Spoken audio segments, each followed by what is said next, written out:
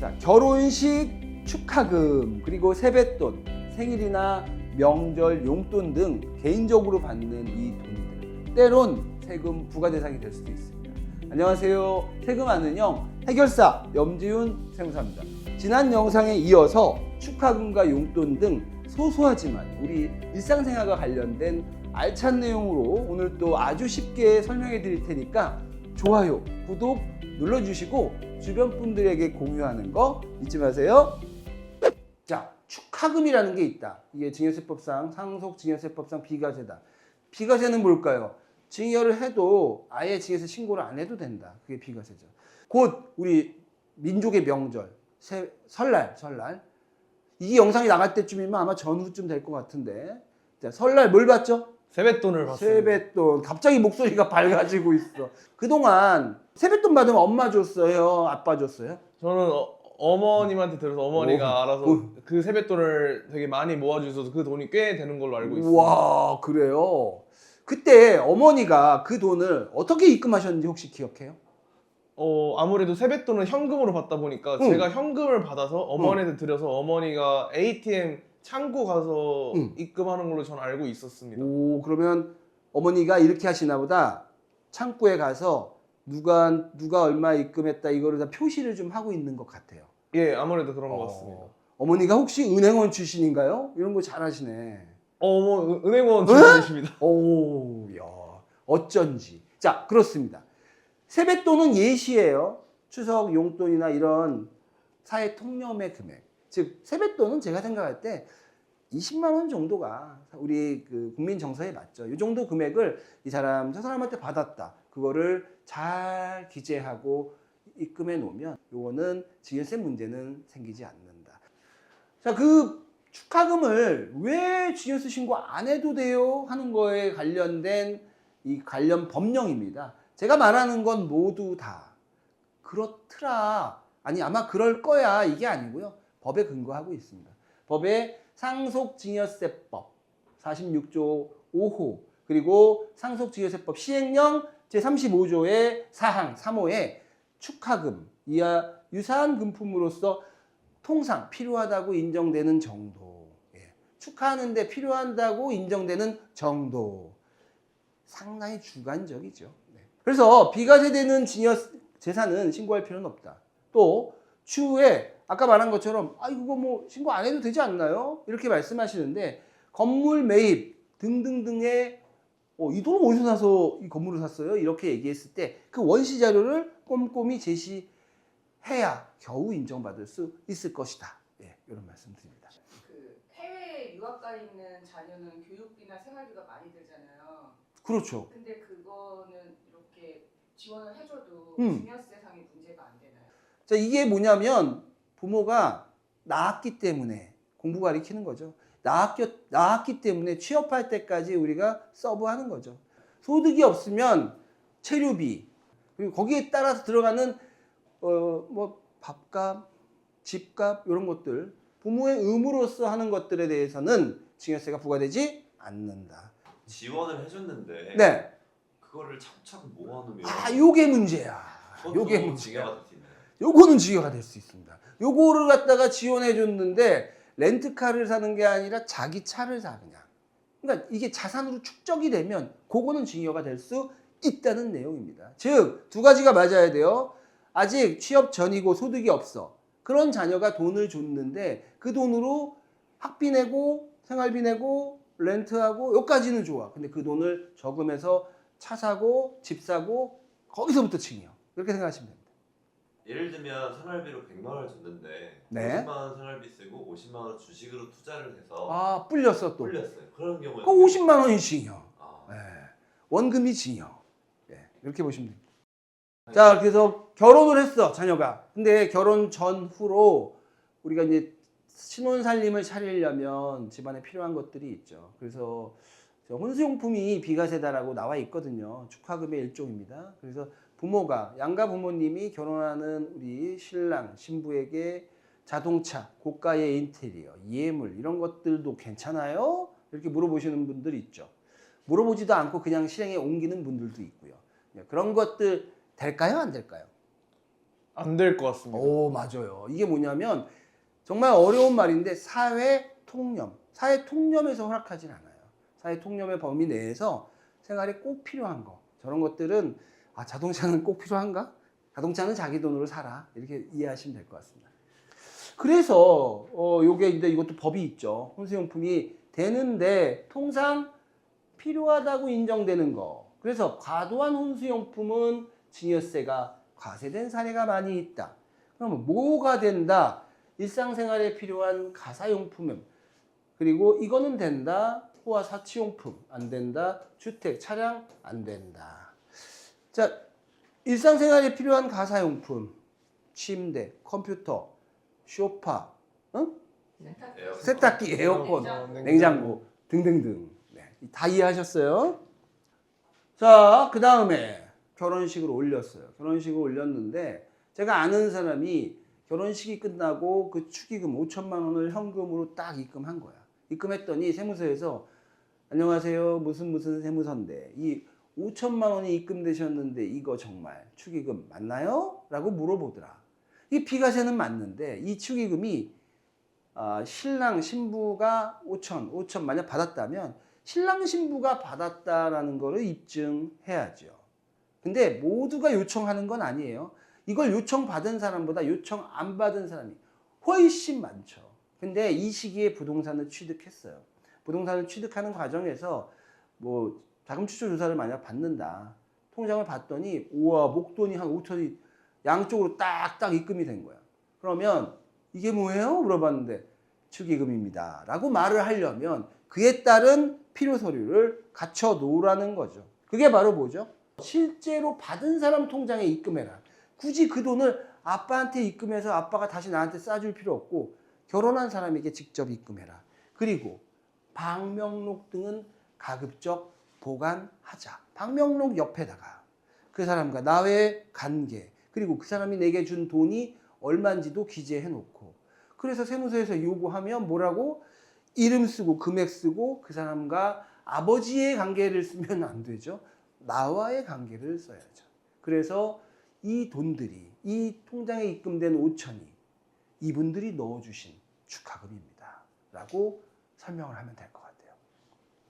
그러면 얼마까지 받아도 되나요? 결혼식 할 때 예를 들면 막 2억을 받고 연예인들은 막 10억도 받는다고 하잖아요. 그게 사회 통념은 아닌 것 같아요. 저희가 이제 오늘 사회 통념이라는 이야기를 했는데 저는 100만 원 말씀드리고 싶습니다. 근데 답은 없어요. 이게 내가 100만 원이라고 해서 이게 세법에 있는 내용을 얘기한 게 아니에요. 이거는 세법에 없는 내용이에요. 세법에는 사회 통념. 네.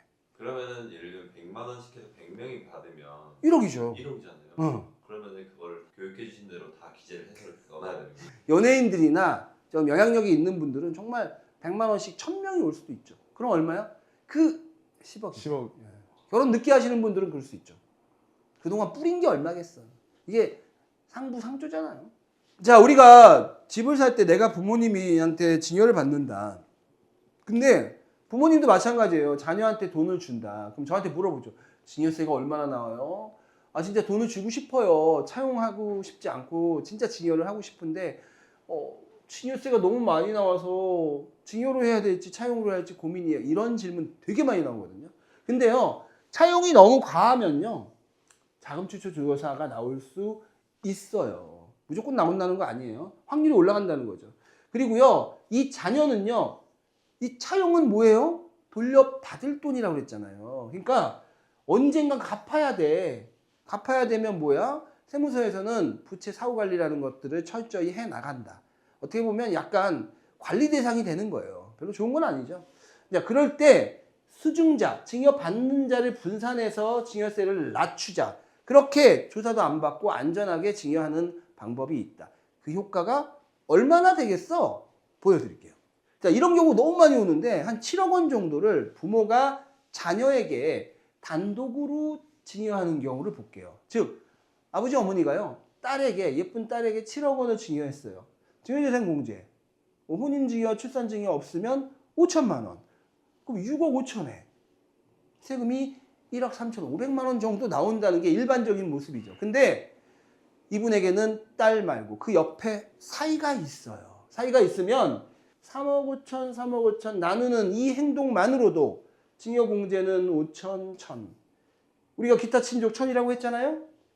그럼 가세표준이 3억, 3억 4천.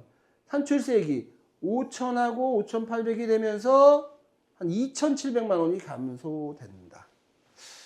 세금이 감소되긴 하지만 내 딸한테 다 주고 싶은 분들, 이제 그런 분들은 한번 비교를 해봐야겠죠. 차라리 내가 딸이 증여세를 더 내라고 할 건지 나눠서 증여할 건지. 자, 다음은요. 내 딸과 사이가 아니라 손녀와 손녀 사위로 나누는 거 한번 보여드릴게요. 자, 이거는요. 같은 7억인데 이것도 제 상담 사례예요. 어떤 분이 외할머니가 부동산을 큰 걸 파셨어. 근데 엄마한테는 이미 많이 줬고 손녀한테 직접 내리려고 해요. 그럼 이게 뭐야? 세대 생략이야. 엄마가 있는데도 불구하고 세대를 생략했으니까. 원래 내야 될 세금의 30%, 요게 30%가 중과가 된다. 이렇게 되면서 할증가세가 1억 7,500만 원이다. 이때 만약에 손녀 사이가 있다면 공제는 똑같아요. 근데 여기서 여기 넘어올 때 3억에서 5천만 원이 세금이고요. 여기에 제가 30% 할증가세 된다고 그랬죠. 그러면 과세표준 3억일 때 할증가세 후 0.65억 원이다. 사이는 할증가세가 없어요. 그러니까 요게 세금이야. 요거 두 개 합한 것과 1억 7,500을 비교하면 5,200만 원이 감소되죠. 자, 이 모든 건요. 사이가 예뻐야 되고 이 모든 거는 손녀 사이가 예뻐야 돼요. 그리고 내가 오래 살아야 손녀 사이를 볼 수 있겠죠. 다 여러분들 이 영상 보시는 분들, 어르신분들 오래 사셔서 이렇게도 한번 해보시는 날이 오시기를 바라겠습니다. 그러니까 여기 좀 정리했는데요. 사이나 며느리에게 증여하는 거 어렵죠. 쉽지 않지만 결국 그 증여가 우리 집안 전체의 세금을 줄이는 거라는 거는 한번 생각할 필요는 있다. 그래서 아버지, 어머니, 이게 증여자죠. 이분들은 증여자를 나누는 것도 과연 세금 절세에 효과가 있냐? 이 질문 답변 드릴게요. 자, 증여자를 나누는 거예요. 아까 순증자를 나누는 거는 분명히 효과가 100% 있는데요. 여기 이제 세법에는 이 부분은 각각 증여해도 한 사람이 증여한 걸로 본다. 근데 어차피 증여공제 직계존속그룹 다 똑같잖아요. 증여공제는 당연히 이 모든 사람한테 5천인데 우리가 세율을 적용할 때 증여공제는 다 날라갔어. 아버지한테 1억 받으면 10%. 근데 어머니한테 받으면 추가로 세율이 합해. 이렇게 합한다는 거야. 근데 할아버지한테 받으면 세율이 다시 10%로 내려가. 무슨 말인지 아시겠어요? 근데 이 부부는 합산. 이렇게는 합산이 아니야.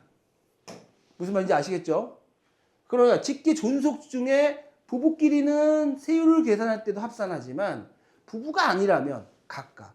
그러면 할 수만 있다면 이렇게 증여받는 게 낫겠네. 5억을 증여받을 때 한 1억은 증여공제 쓰고 4억을 증여를 받아 할아버지 할머니가 2억, 엄마 아빠가 2억 이렇게 주면 세금이 모르긴 몰라도 한 1,000만 원은 줄어들 것 같은데요? 근데 다음 화면 또 보시죠.